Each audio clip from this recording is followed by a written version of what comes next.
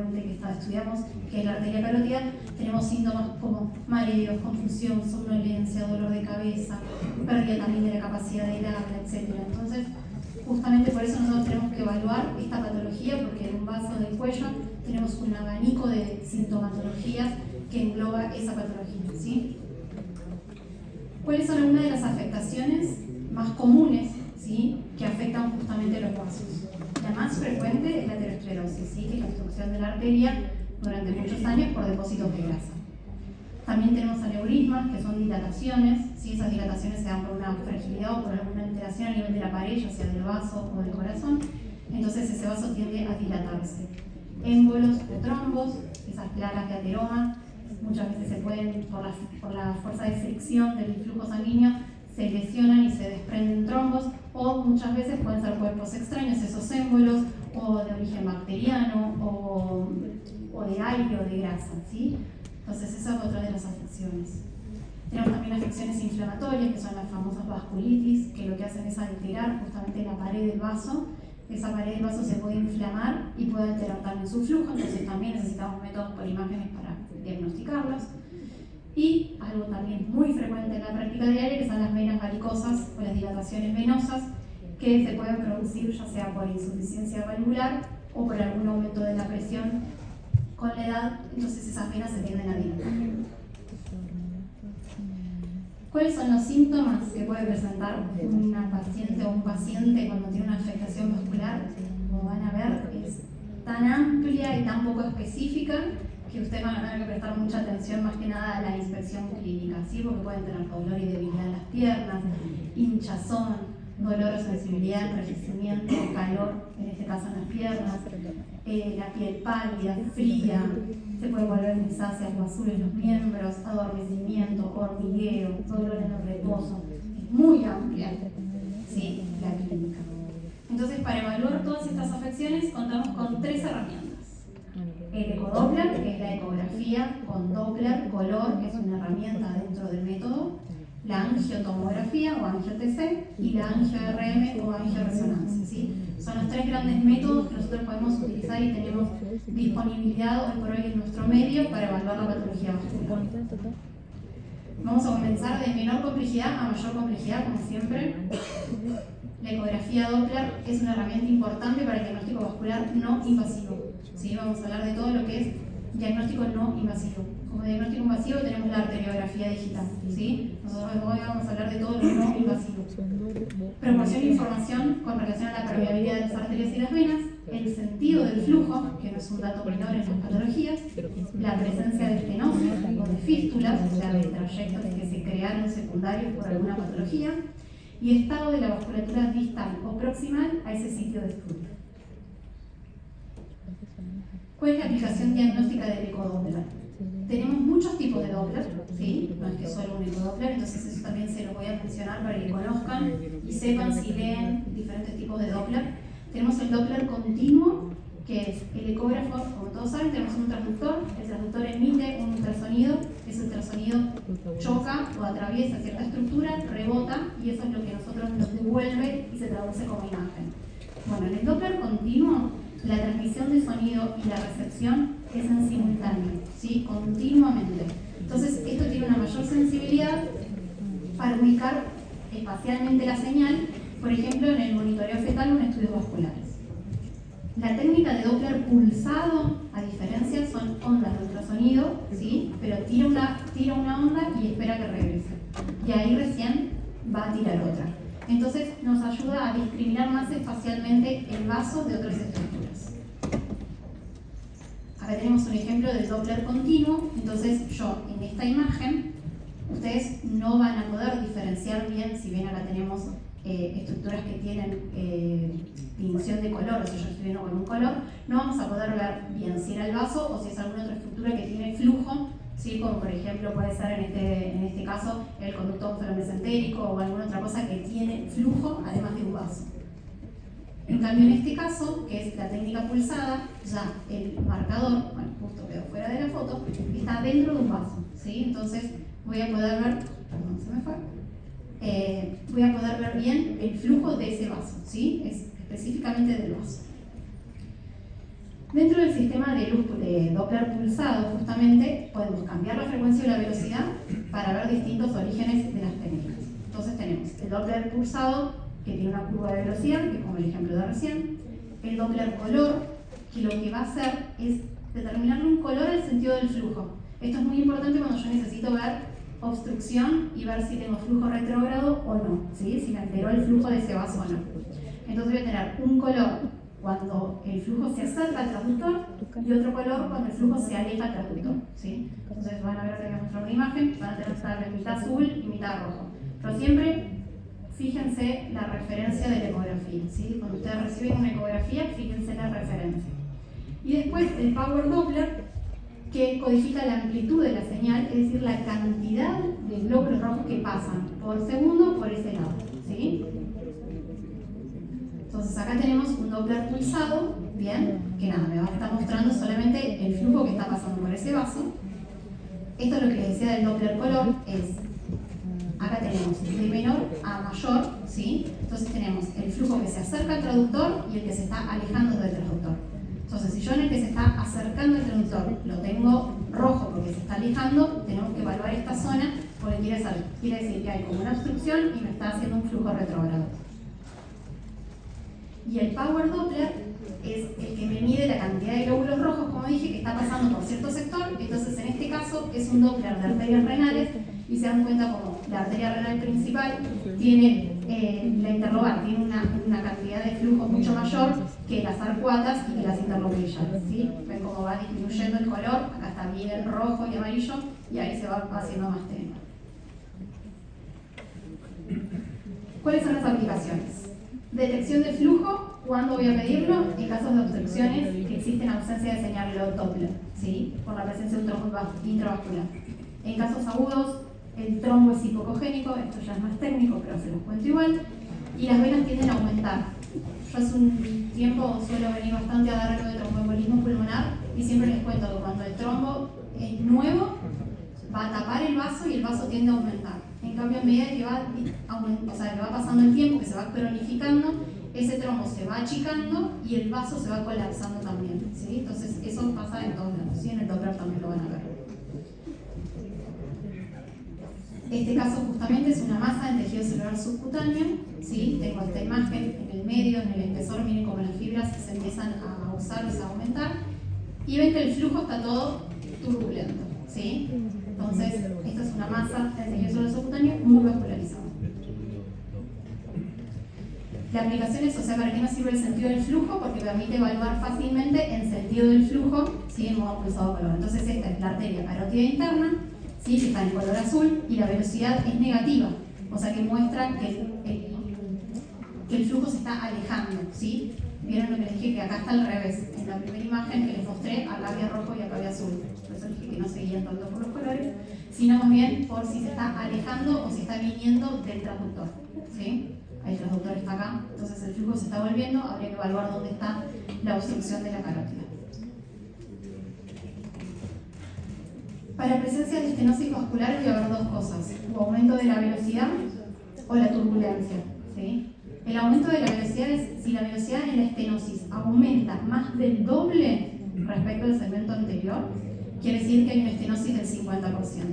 Ahora, si aumenta 3 veces mayor, quiere decir que hay una estenosis severa. ¿Eso qué quiere decir? Yo voy a medir con el Doppler en la zona preestenótica y postestenótica y ahí me voy a fijar, ¿sí?, cómo están los flujos. ¿Bien? Entonces así voy a poder estimar a través de un ecodoppler cuál es el área de estenosis, ¿sí?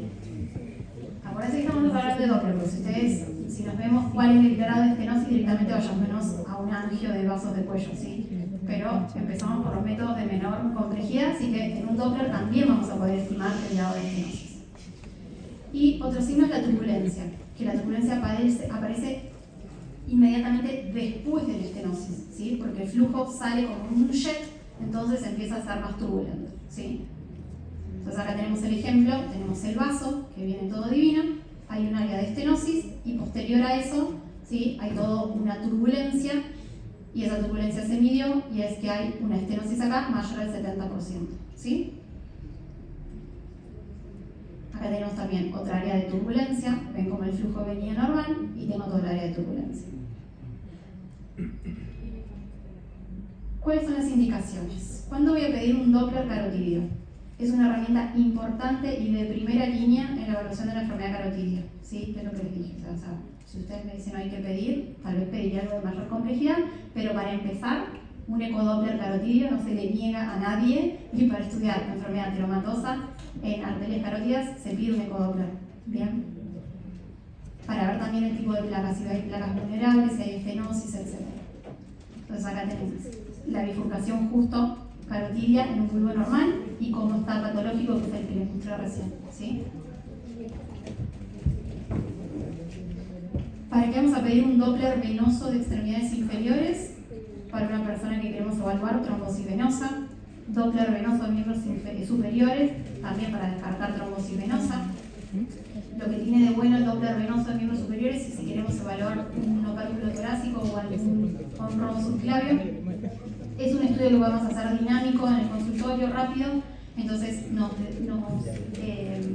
despeja esa duda de manera rápida.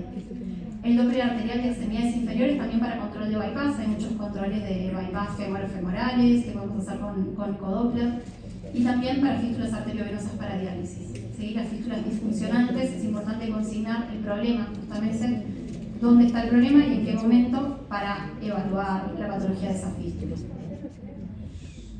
Y también podemos pedir Doppler de arterias abdominales, aunque no es lo mejor. Podemos pedirlo de arterias renales. El rendimiento para la detección de estenosis de arterias renales es muy variable porque, como el método siempre les digo, es muy difícil en pacientes que no son delgados y con poco meteorismo, ¿sí? Y también para el eje mesentérico, si bien lo podemos pedir, no es el indicado. Podemos pedir Doppler de eje esplenoportal, que se utiliza para caracterizar las patologías vasculares del sistema portal, ¿sí? En pacientes cirróticos sobre todo. El Doppler escrotal, ¿sí? Esto sí es de mucha utilidad, sobre todo en el día a día, para ver la vascularización testicular, para ver los vasos espermáticos, para la detección de varicocele, y sobre todo en la patología testicular aguda, el Doppler testicular es fundamental, ¿sí? Y en otros tenemos estudios de impotencia, el Doppler peniano, vasos intracranianos, vascularización de los tumores, son otras de las indicaciones, ¿sí? Así que, como ven, el ecodoppler es una herramienta muy disponible en el medio hoy y que nos da muchísima información para muchísima patología vascular. Entonces, para concluir sobre el ecodoppler, el Doppler ha sido una gran aporte a la evaluación no solo de la vasculatura, sino también para caracterizar las lesiones, ¿sí? Y la evaluación de los equipos nos da la posibilidad, la evolución, perdón, de los equipos nos da la posibilidad de tener acceso a técnicas más sensibles y reproducibles. Ahora vamos a pasar a la angiotomografía computada, ¿sí? Un poquito más tecnológico que el ecodoppler. Es un método no invasivo también, aunque no lo crean, que permite un examen detallado de los vasos sanguíneos, ya sea arteriales o venosos, y de otras estructuras, porque como saben, el tomógrafo adquiere un paquete de imágenes, pero sí o sí necesito, para evaluar las estructuras vasculares, de contraste endovenoso. ¿Bien? Es un escáner helicoidal multicorte de alta velocidad que permite la adquisición de una zona de estudio, y luego, con las herramientas de postprocesamiento, voy a hacer una serie de reconstrucciones que me permite hacer una evaluación más reproducible de lo que estoy viendo, ¿sí? Yo siempre digo eso, la tomografía permite reproducirle con imágenes al médico como si fuese una imagen anatómica y se ubican mucho más que en la fotografía. ¿Cuáles son estas herramientas? Tenemos tres principalmente: MPR, MIP y Volume Rendering, o reconstrucción de volumen, que son las que utilizamos principalmente para evaluar los vasos. ¿Cuándo les vamos a pedir una angio-TC? Cuando queremos evaluar sobre todo patología del polígono de Willis, o sea, a nivel cerebral. También para ver patología del cuello, cuando quiero o descartar o confirmar un hallazgo no concluyente en el ecodoppler.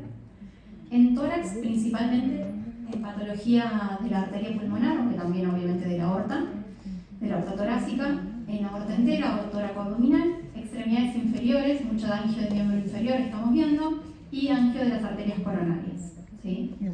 Podemos pedir en todos estos casos angiotomografías.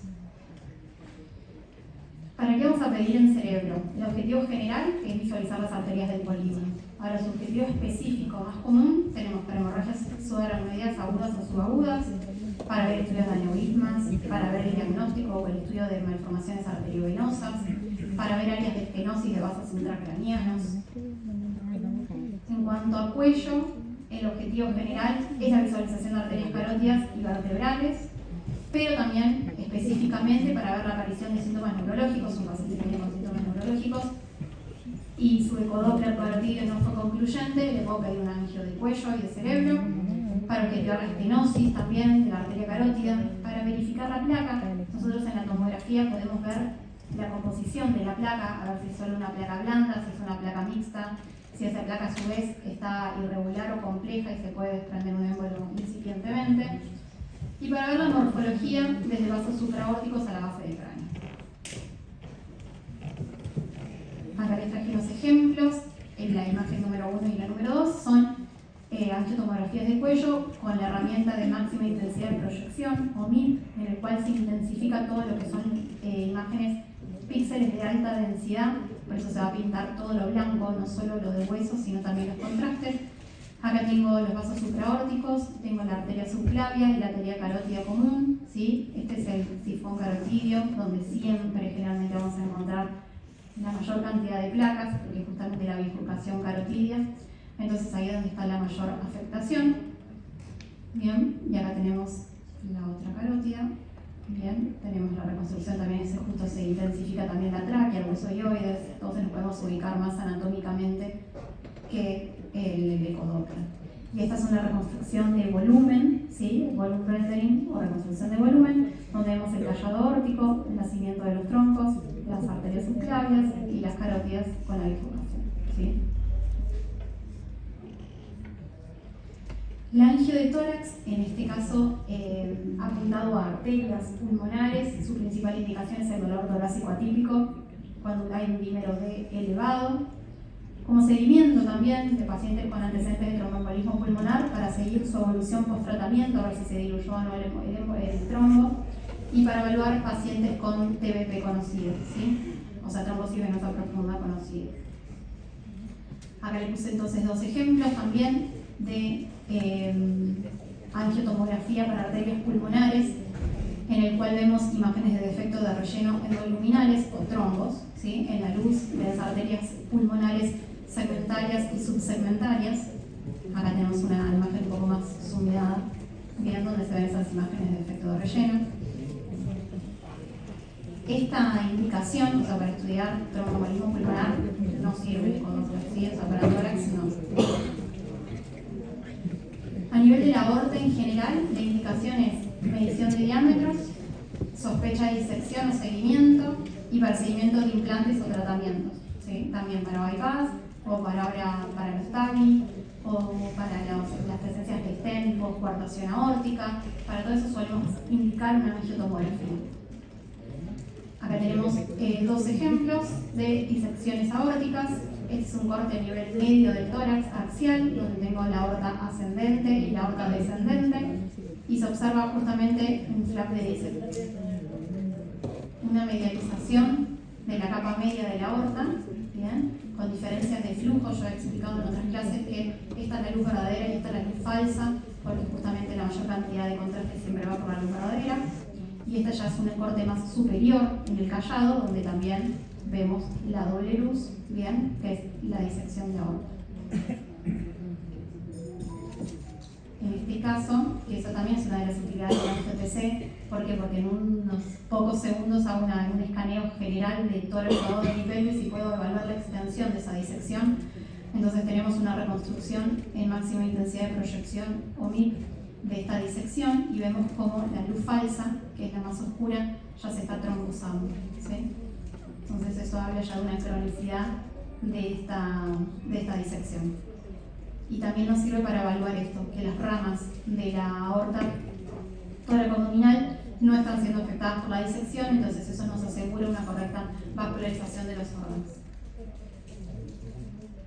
Este es otro caso. En este caso tenemos una dilatación aórtica, ¿sí? De la aorta abdominal infrarrenal. Acá están saliendo las arterias renales, es una de las ubicaciones más frecuentes. Entonces tenemos una dilatación, en este caso fusiforme, de la aorta abdominal infrarrenal con trombosis mural parcial, que genera una reducción de la luz, Bien, nosotros sin embargo se mide completo, vemos la calcificación de la aorta periférica y cómo el trombo está reduciendo esa luz. Bien, y podemos también hacer reconstrucciones para ver cómo está siguiendo las ilíacas y ver justamente estas placas que van reduciendo la luz del vaso. Otros ejemplos tenemos, si bien no es una indicación principal, pero también se pide angiotomografía de arterias renales para ver áreas de estenosis, ¿bien? O angiodisplasias también. Tenemos la comparación de un angio-TC, que es un estudio no invasivo, y la imagen que yo obtengo en una angiografía digital, que sí es un estudio invasivo. ¿Bien? Vemos como la imagen es igual. Y este caso es un angio de miembros inferiores normal, ¿sí? Pero bueno, se ve hermoso. Ahora sí, para que pida un angio-TC de extremidades inferiores o superiores, para ver enfermedades arteriales oclusivas crónicas, para ver enfermedad embólica, para ver aneurismas, traumas arteriales, malformaciones arteriovenosas y evaluaciones preoperatorias. Hoy por hoy creo que la principal indicación por la que recibo angio-TC es por claudicación intermitente. Aunque vamos directamente a una angio-TC, ¿bien? Podrían pasar previamente por un ecodoppler, sí, se los recomiendo. Es mucho más rápido, menos invasivo por el hecho de que no usa contraste endovenoso y son pacientes añosos en el cual hay que cuidar su función renal, ¿sí? Este caso, este paciente tiene una extensa enfermedad teiromatosa a nivel de la arteria femoral superficial. Sí, por eso ya se ve, pero se ve casi ya toda calcificada. Miren que tiene la misma densidad que el hueso femoral, ¿bien? Y en este caso se ve, llegando al buco popliteo, una dilatación aneurismática de la arteria poplitea, que también es una patología muy frecuente. También está parcialmente trombosada, ¿bien? Y esta es un poquito más arriba a nivel ilíaco, ¿sí? La arteria. Pero bueno, esta es otra de las indicaciones de la angio de miembros inferiores. Y acá tenemos esta hermosa herramienta de volume rendering, que creo que siempre es más pintoresca que otra cosa, pero nos muestra perfectamente cómo está la aorta y todas sus ramas. Él hace una reconstrucción del polígono de Willis y ya todas sus ramas. Otra vez en miembros inferiores, y en este caso un paciente que venía a estudiarse por un opérculo torácico, donde hacemos la maniobra de Addison o de hiperextensión. Entonces vemos si en ese cambio de posición se ve la compresión extrínseca o no de la arteria o de la arteria. Ahora tenemos otra reconstrucción. Eso es lo que tiene de bueno tal vez la angio-TC, que es lo que les digo, que es muy reproducible. Eso ustedes lo ven y ven todo el árbol arterial desde la aorta infrarrenal hasta las arterias filiales en el pie. Entonces podemos ver justamente cuáles son las áreas donde tiene el paciente la patología y sus áreas de estenosis. En este caso, como les decía, este es un paciente que está operado, tiene una cantidad de clips a nivel de la safena, capaz que tuvo una safenectomía. ¿Ven? Y a su vez tengo un bypass bifemoral que nos sirve para evaluar su permeabilidad. En esta reconstrucción no, porque solamente me intensifica los píxeles de mayor densidad, pero si estuviese un crudo de esta imagen, podemos ver si tiene una hiperplasia o no endoluminal, que es una de las principales complicaciones de los bypass, que otra vez se vuelvan a tapar, ¿sí? Entonces, para eso es otra de las indicaciones de la angio-TC. ¿Cuáles son los errores y las limitaciones de la técnica de angiotomografía? El movimiento del paciente, la insuficiente cantidad de contraste, muchas veces como son pacientes añosos o son pacientes muy grandes, uno tiende a disminuir la dosis de contraste que le va a pasar y eso no llega con un vuelo de contraste más el vuelo de solución fisiológica a llegar a los extremos inferiores. Entonces muchas veces hacen falsos diagnósticos de trombosis o de ausencia de flujo, cuando en realidad es que el enlentecimiento de la velocidad no llegó a los miembros inferiores. La mala programación, hay muchos estudios mal programados, entonces pueden justamente hacer estos malos diagnósticos. La presencia de extensas calcificaciones generan un artificio en la zona que pueden sobreestimar la estenosis. La presencia de dispositivos metálicos por lo mismo, si bien hoy hay muchos tomógrafos que tienen supresión metálica, hay muchos que no lo tienen, entonces dificultan el área de estudio. Si por ejemplo vienen pacientes a evaluar su aneurisma de arteria esplénica, que ya fue colocado un COI, y está el artificio que hace que no podemos evaluar si ese aneurisma está verdaderamente tratado o no. Y bueno, y también puede haber limitaciones por la posición y la patología del paciente, pacientes que no pueden levantar el brazo, etc. ¿Cuál es la ventaja del angio-TC? Que está disponible 24 horas, o en cualquier centro de salud creo que tiene ya un tomógrafo multi-slice. Es un estudio ambulatorio, es rápido, ¿sí? En segundos se quiere un barrido casi corporal total. Es operador independiente porque está todo programado, ¿sí? Si bien puede haber algunos errores como les dije antes. Hoy están todos protocolizados estos estudios. Es mínimamente invasivo porque la única invasión es la colocación de la vía para colocar el contraste no venoso, y es de menor costo que una angiografía digital, ¿sí? Eso sin duda. Las desventajas, de nuevo, un poco, es la necesidad de un tomógrafo multidetector, la dosis de radiación, ¿sí? Nunca tenemos que dejar de prestar atención a esto, ¿sí? Hay muchas personas que hoy no le prestan tanta atención a la radiación y no deja de ser un punto importante porque la dosis de radiación que la persona recibe es acumulativa en toda su vida, ¿bien? Entonces tenemos que tenerlo siempre presente y no pedir estudios con radiación a mansalva porque no está bueno. El medio de contraste, el yodo, hoy por hoy sigue presentando altos índices de alergia y altos índices nefrotóxicos, así que hay que evaluar la función renal. Necesitamos de radiólogos entrenados más que nada en la imagen, ¿sí? En evaluar la estructura vascular que se está estudiando. También si tiene calcificaciones extensas ya les dije, y bueno, el tiempo de postprocesamiento es largo, ¿sí? O sea, sentarse en la estación de trabajo, hacer estos reprocesos y medir o analizar cada segmento arterial lleva su tiempo. Bueno, y terminando la angiotomografía, vamos a pasar a la angioresonancia, ¿sí? La angioresonancia, como es la resonancia en sí, tiene muchas secuencias, ¿sí? Que para el que no es especialista en imágenes es bastante engorroso entenderlas, porque el método físico de la resonancia, que es un campo magnético en el cual yo excito moléculas de hidrógeno, las desexcito y cuando las dejo de excitar generan una señal que las toma una antena y se traducen en una imagen, es muy difícil de comprender, y lo mismo pasa con las secuencias angiográficas. Lo que tiene de bueno la angioresonancia es que tiene gran calidad de imagen y no tengo la utilización de rayos X, entonces ahí tiene un tilde a mi favor. Se obtiene exponiendo al paciente, como les dije, un campo magnético con ondas de radiofrecuencia y obtengo imágenes en 2 y 3 dimensiones y aporta imágenes de vasos sanguíneos sin necesidad de administrar contraste. O sea, ahí volvemos como otro puntito a favor junto con el ecodoppler. Los dos no necesitan contraste no venoso. La angioreso tenemos de las dos angios, tenemos con y sin contraste, ¿sí? Por eso muchas veces cuando uno pide angioresonancia, si no le aclaran que es con contraste, no le inyectan contraste, ¿sí? Eso es importante que lo tengan en cuenta.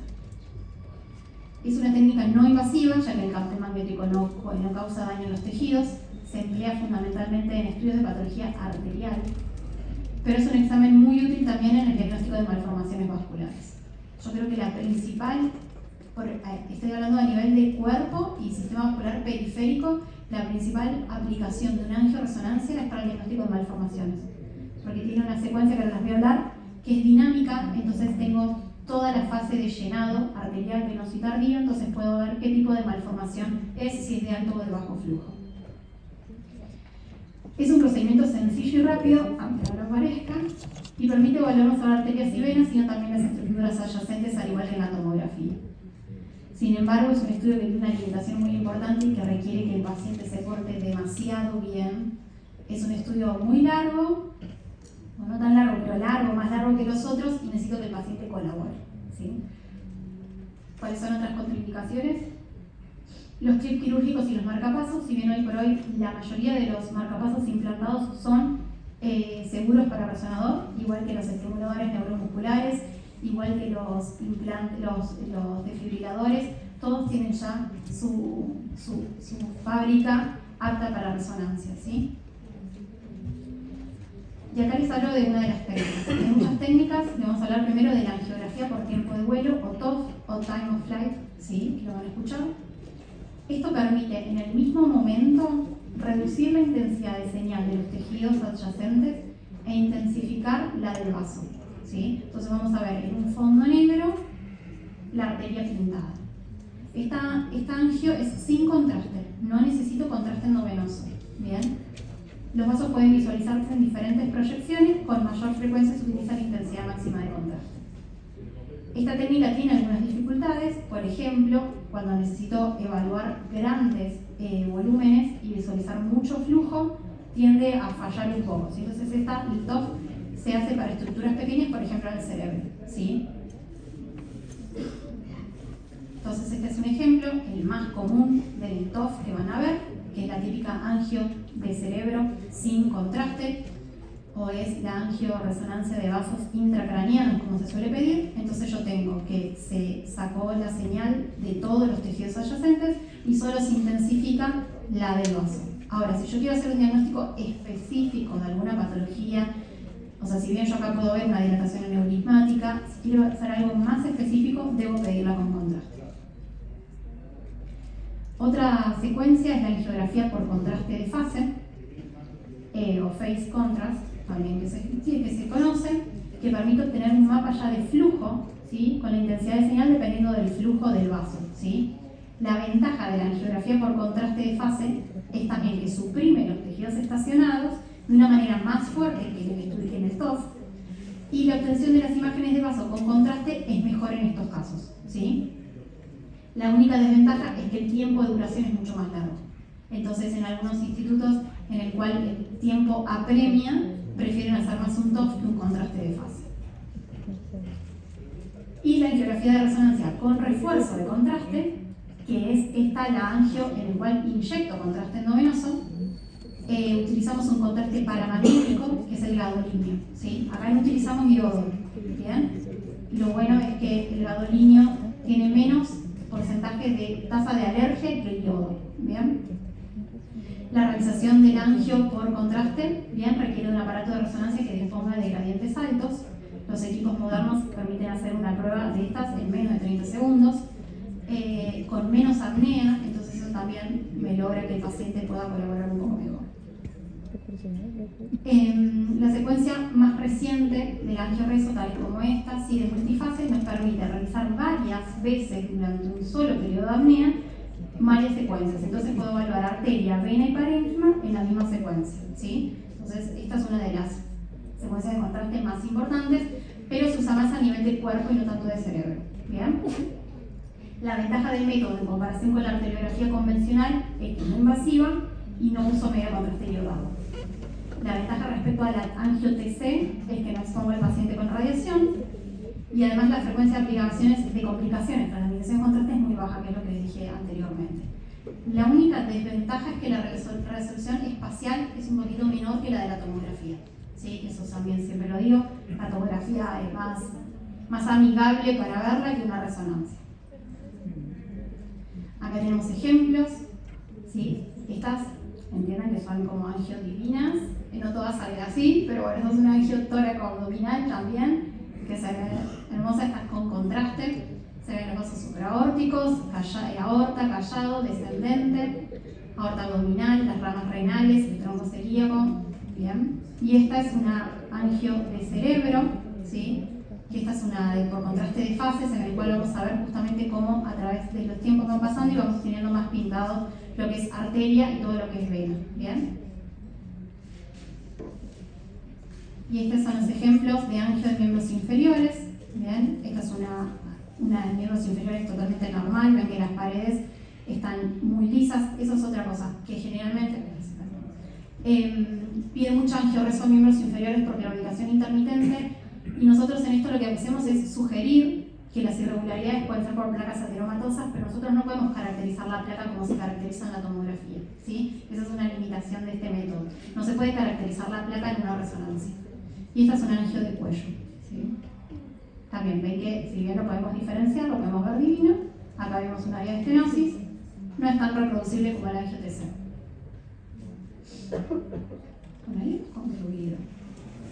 He hablado un montón de técnicas, perdón. Espero que esta vez por lo menos indicaciones y utilidades les hayan quedado.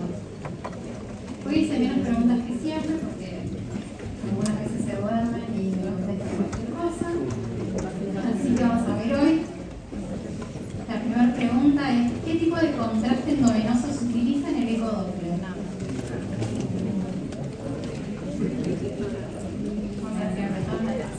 A, yodo, B, gadolinio, C, agua, D, ninguno.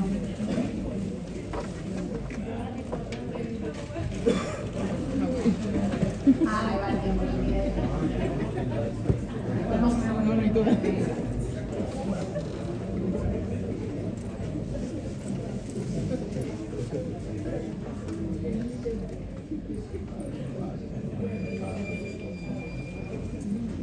Freno ahí.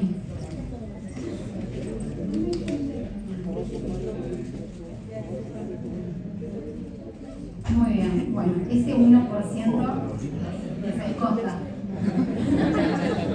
Por favor, en ecodoppler no usamos medio de contraste, ¿sí? No usamos. Vamos con la siguiente. Si necesito evaluar o descartar disección de aorta tórax abdominal, ¿qué estudio solicito? Ecodoppler de tórax y abdomen, angiotomografía, angioresonancia o angiografía digital.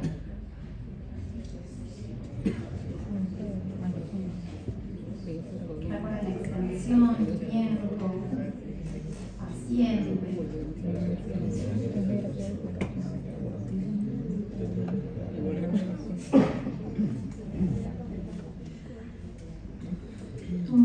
Estuvo muy bien lo que marcaron angio-TC, muy mal lo que marcaron lo otro. Angiografía digital, les diría que nunca. Nunca es la indicación para evaluar o para descartar una disección, ¿sí?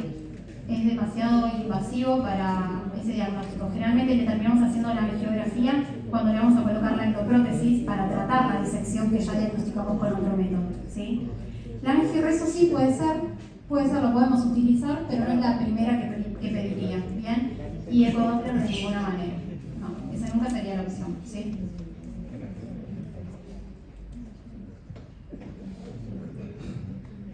Y la última es, si deseo evaluar las arterias renales, ¿cuál es la mejor elección? Ecodoppler renal, angioreso, angiografía digital o ninguna es correcta.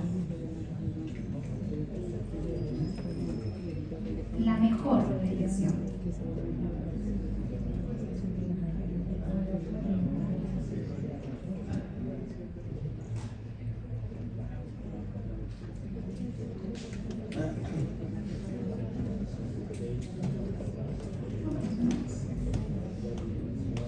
Bueno, la mejor, no.